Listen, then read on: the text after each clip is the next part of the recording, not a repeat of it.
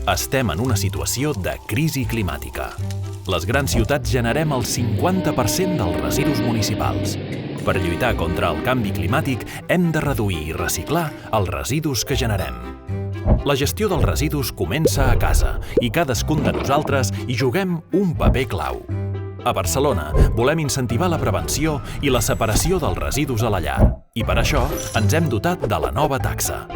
La nova taxa de residus es vincula al rebut de l'aigua i als seus trams de consum. La recaptació de la taxa es destina a cobrir els costos de la gestió dels residus.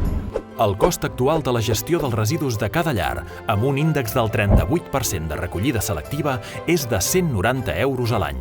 Si arribem al 55%, el cost es reduirà a 170 euros. Si separem bé els residus, cada any podrem estalviar 25 milions d'euros. La nova taxa de residus, que reconeix la ciutadania corresponsable i compromesa, farà possible el canvi. Lluitem contra el canvi climàtic transformant els residus en recursos i avançant cap a una economia circular.